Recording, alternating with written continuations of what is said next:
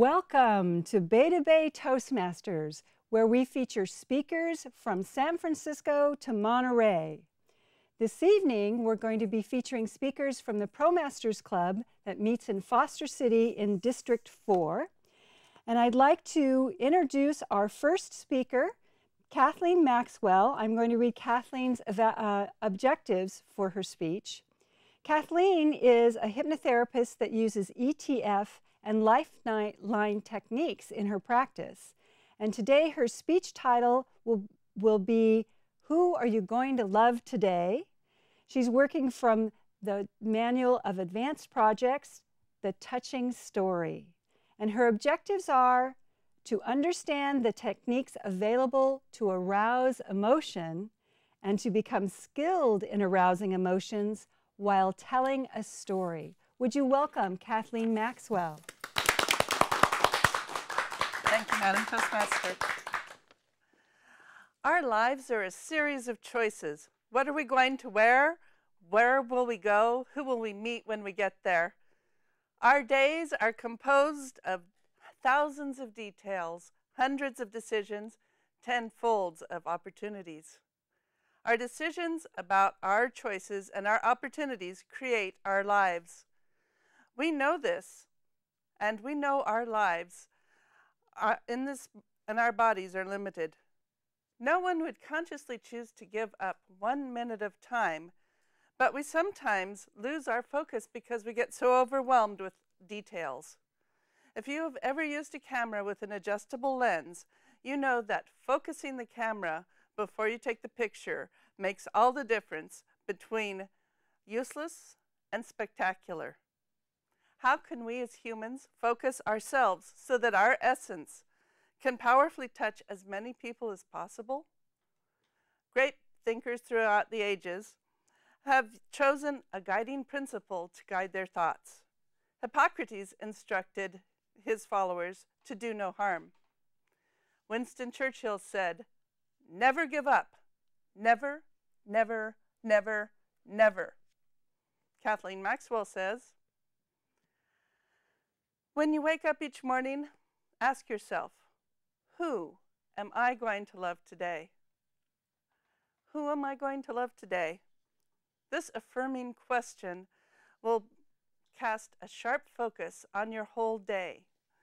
Imagine looking at your spouse first thing in the morning and thinking to yourself, I'm going to love you no matter what happens today, through your good times and your bad times. I'm going to be there for you. You could make that same promise to your children or your parents. Or, if you don't have a family, think about this. In your community, who can you support? Going to food banks or serving the homeless can happen on other days other than Thanksgiving and Christmas. Maybe as a Toastmaster, you can choose to give your gift of a voice so that you can be an advocate for those who are less fortunate. Who are you going to love today? How about yourself? I'm not talking about going and looking in the mirror every 5 seconds to make sure that your lipstick is nice and your hair isn't messed up. I mean taking care of yourself by making life-affirming decisions. I underestimated the value of loving myself. I was diagnosed with stage 3 invasive cancer. By the time I arrived at the Stanford Cancer Center, I had 2 lymph nodes that had swollen to the size of grapes in my armpits. My doctor estimated that they were about 3 to 4 centimeters each. Before my diagnosis, I was an angry, frustrated, unhappy, and depressed person who cared very little for my second husband and virtually not at all for myself. My children were teenagers and they seemed both emotionally distant and far away as they were living with their dad in Milpitas. I hadn't had a job for months. I felt very disconnected from everything. As I sat pondering what to do next, my minister came and visited me. He asked me, "Do you think your children at ages 13 and 17 still need a mother? Have I done everything that I had set out to do?" He was asking me, did I love my life and my children enough and my dreams to care about continuing to live? The moment I said yes was the moment when my healing first began. It wasn't enough to just say yes, however. I had to choose to let go of hating myself. I had to refocus my thoughts and focus on taking in love. My church was praying for me. My family members were praying for me. And I needed to just consciously bring in those good thoughts and make that the center of my existence. My doctors and I created a treatment strategy that started out with 3 months of chemotherapy, followed by surgery, followed by radiation, followed by more chemo with Herceptin. At the end of the year, I was cancer-free. I wasn't able to magically save everything, though, just by focusing on loving myself and caring about other people. My marriage didn't survive, and my vocational interests shifted from teaching people how to run computers to teaching people how to run their lives. I learned tools such as hypnotherapy to focus my thoughts, to create affirmations, and to focus on my goals instead of my lacks.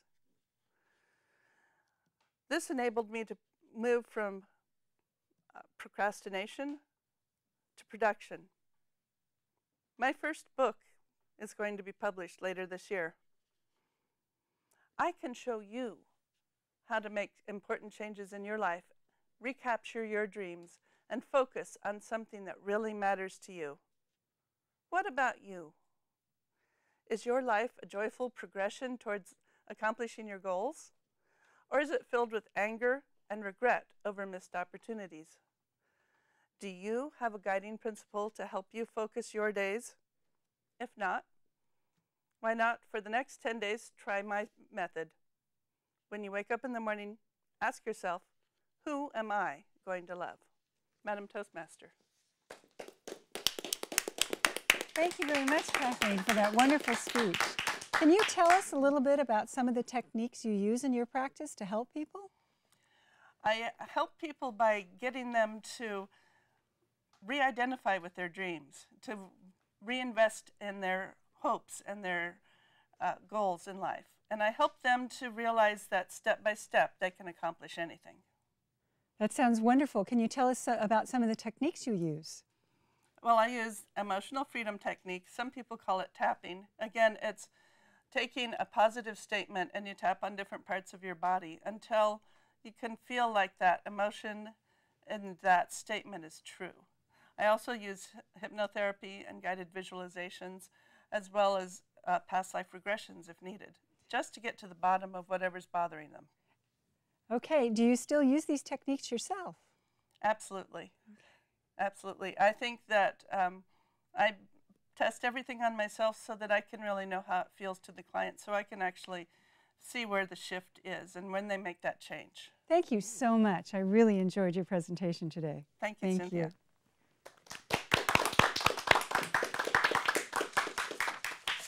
And now, to evaluate Kathleen's speech, we have Elizabeth Maynard, and she's from Promasters. She's one of our best evaluators. Elizabeth. Thank you. Kathleen, as always, you presented yourself with great warmth and a very professional presence. It's always a pleasure to listen to you speak. I have some suggestions as well as other items that I'd like to highlight as being especially strong in this speech. First, I love the way that you brought yourself into the story, into the topic of who are you going to love today. It gave myself, as a member of the audience, a way to relate to what it is you were saying. It made me look more deeply into my own life and bring the items that you were discussing into my own life. It was very effective, and your willingness to be vulnerable with us was very lovely. I have some suggestions, some things that I would recommend you do differently. First of all, because the objectives of your speech are to evoke emotion.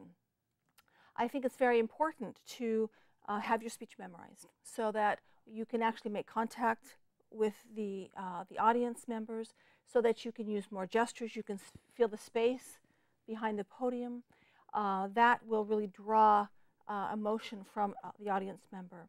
Also, I noticed that you have a tendency when speaking quickly to pronounce an N rather than an M when you say I'm.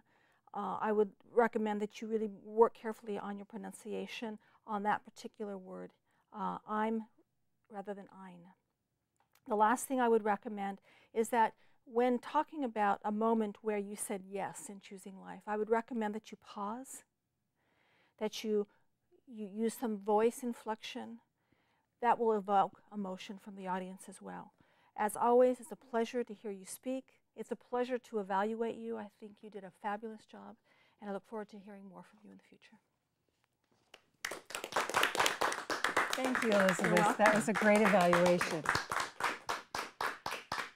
And now we have a video segment about Promasters. It's my favorite club because it's my club, and all of my friends are there. I love Promasters because we get a chance to really get to know each other on a deeper level. So please enjoy this segment.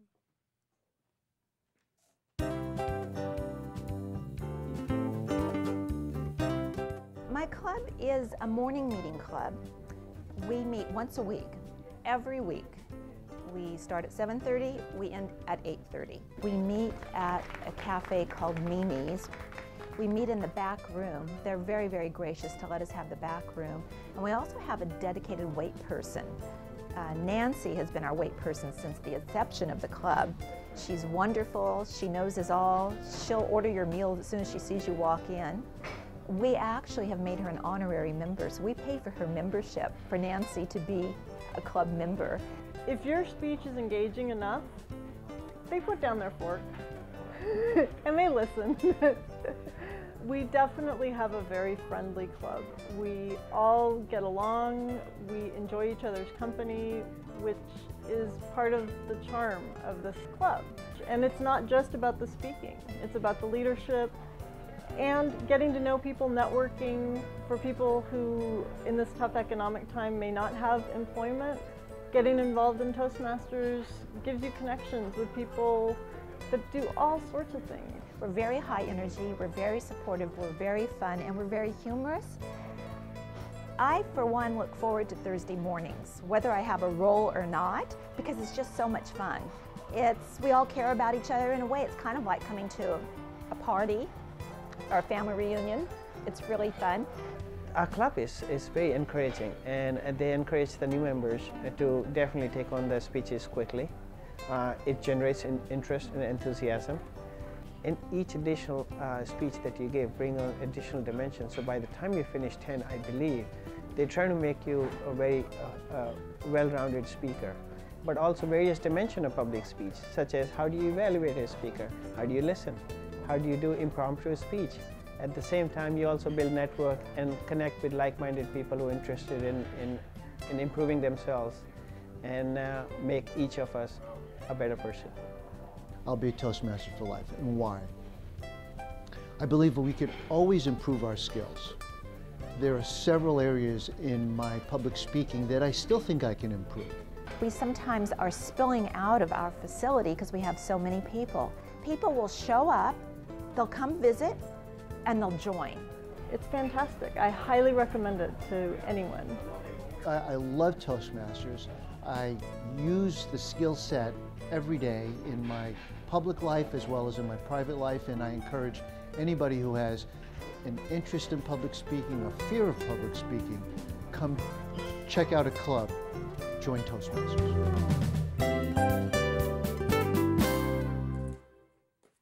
Our next speaker has finished his Competent Communicator, and he is working in the Advanced Communication Series, The Entertaining Speaker. This is Project 4, and Praveen Rao's objectives are develop an entertaining and dramatic talk about an experience or incident, include vivid imagery, characters, and dialogue, and deliver the talk in an entertaining manner. The title of Praveen's speech is Docking Days. Welcome, Praveen Rao. Thank you. She was 14, and this was her unofficial initiation into the inner circle. The last hurdle she had to jump to prove to the others that she's no lightweight. This was a tough one, though. No matter how much she wanted to be accepted, she'd always been a finicky eater. And here she was at the dinner table in front of the offering, the culmination of the day. I cringe every time she even teasingly hints at her past, that part of her past. In fact, I find the whole ritual bizarre. And there are many who share that belief with me. Ritual is the best way to describe it. And to understand the ritual, you have to understand the production process. First comes the makeshift corral, where a small group of sheep are herded. Obviously, not understanding the significance of the situation, they are relatively calm. Occasionally, one of them would make noise whenever one of the kids attempted to pick them up. Since she was novice and it required no prior experience, she was assigned the branding duty. However, Jack and Pete, the other two kids involved in the production process, had other ideas. They were busy attempting to brand her with the blood gushing out of the amputated tails of the lamb. Now this interfered with the production process, so Jim, the overseer of the process, decided to teach her lamb lifting and assigned the branding duty to another already initiated member. Now the whole process ran like a finely tuned machine. Each kid would pick up lamb, interlocking the hind legs with the front, giving Jim the easy access. They would then take the youngster to the table specially prepared for the day's process. Next to it, on a scrubbed block of wood, lay a sharp pair of scissors. Underneath the table, half exposed, was a strategically placed bucket, empty bucket soon to be filled, and a bottle of Jack Daniels soon to be emptied. Now disinfectant, that's how the bottle of whiskey was explained to her. For these men were far too experienced and knew the fastest way to get the work done. You see, it's too cumbersome and time consuming to cut. Instead, you must bite them off. The scissors were used to snip the woolly protective covering each male lamb possessed. After that, a quick swig of disinfectant, a well-practiced bite to sever the only tendon connecting the lamb to the male's to his masculinity, and the treasure bite with perfect aim into the strategically placed bucket, and the step one was complete. Step two, which involved the gush of blood used to taunt the city girl, involved the second amputation of the day, this one to the tail. After that, each youngster was branded with paint and sent to start its neutered life. I'm not sure if the lambs are able to communicate, because if they do, that either the ones in the corral were unwilling to accept the impossible story their brethren just told them, or their predecessors weren't willing to admit what just happened to them. But regardless, I've been told, the last one was as docile as the first one. With the day's work complete, it was time to go home, shower, and enjoy the feast of the day. With the work behind her, she now faced the biggest challenge of the day, believe it or not. Sitting at the dinner table, staring at the plate in front of her. But thank goodness, everybody in western South Dakota is either of Irish or Scandinavian descent. For they always have potatoes, and you can never go wrong with potatoes. A thought did cross her mind to proclaim that she is a vegetarian and only eat potatoes. It was tempting, but she could not cop out that way. She had to prove to the others that she is no spoiled city wimp. Now, mind you, a city of only 1,800, but it's a city nonetheless. Rocky Mountain oysters, only hours before, detached from the unsuspecting lambs, were chewed and swallowed almost whole, while she, who is now my wife, sat there smiling and agreeing with the table. Yes, what a wonderful meal. Thank you. Thank you, Praveen. Thank you. I have a few questions for you. Sure. So do you eat Rocky Mountain oysters? Never eaten them. Never eaten them. Especially after the story. Tell me something that we don't know about you. Well, a little tidbit that people might find interesting is that the last 4 cities, I've traveled quite a bit, and the last 4 cities that I've lived in, they've all started with S. So the first one was Stamford, Connecticut, then Sydney, Australia, Seattle in Washington, San Francisco. So I'm thinking maybe the 4th one is the charm. Right? And so what was the best city? I have to say Sydney, Australia. Really? Why? It's just like San Francisco, 10 degrees warmer. So think about that. Lots of sailing and good things. Did you do any sailing in Sydney Harbor? I did, yes. In fact, sailing, and I swam in the harbor as well. You did? Yes. I did. Any of you swam in the San Francisco Harbor or done some sailing here? No. No? No, I've heard the water is too cold. The water's a little cold, Yeah, but the I sailing's heard. See? fabulous. Yes. The yes. sailing's fabulous. One of these days, my colleague is a professional sailor. So one of these days, I'm going to go out with him. So are you anxious to get to South Dakota? I go there every year, twice a year, in fact. Yeah, my kids spend their summer there. So maybe they'll get some of the culture I just explained. That sounds exciting. Yeah, Yes. right. So what is your favorite food? My favorite food is Indian. Which is what, Indian? It's the North Indian, the curry part. The curry part, yes. hot? Do you like it hot? Yes, the Yeah. harder the better. Okay, and do you eat meat? Are you a vegetarian? Yes, as well? no, I eat. Anything that crawls, I eat. Okay, thank you for that, Praveen. Thank you. That was a fabulous presentation. Thank we you. appreciate it. And now, with the difficult task of evaluating Praveen is one of the very best evaluators in the district, Marianne Teixeira. Thank you. Thank you, Cynthia. Praveen, talk about entertaining speech. That it was.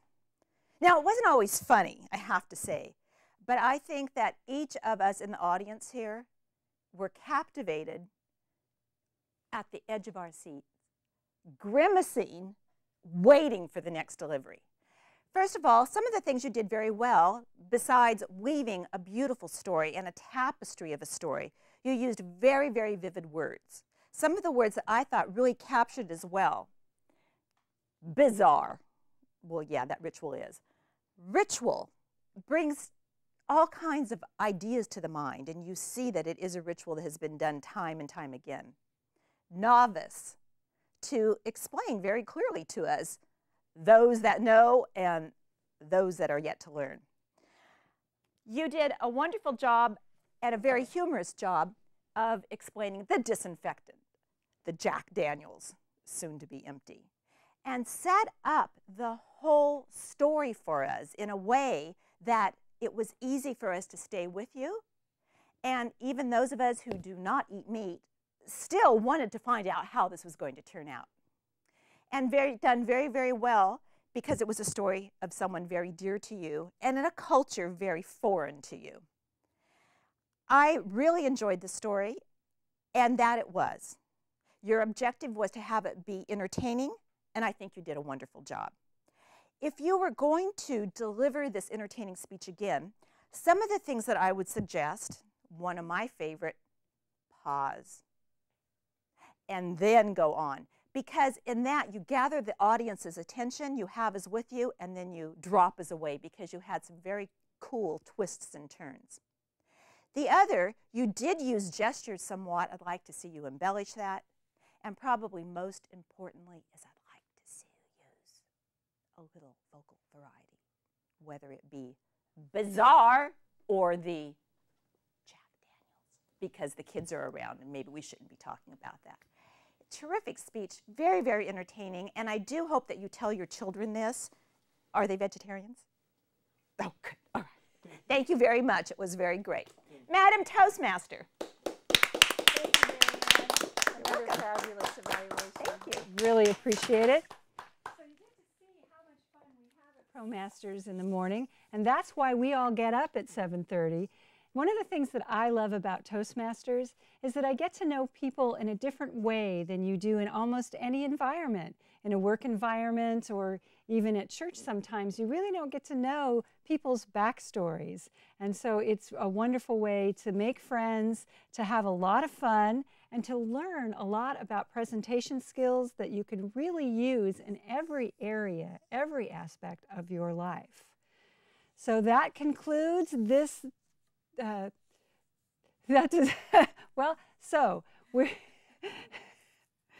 So one of the things that I love about Toastmasters the most is that I get a chance to participate in every single level. I get to be the Toastmaster, the speaker, I get to be an evaluator, and sometimes we even get to do table topics, which is an opportunity to speak on your feet. I think that you've noticed that most of the people in our club are very articulate, and the reason for that is that we monitor our verbalized pauses, ums, well, you know, so that when we do speak, we are articulate and worth listening to.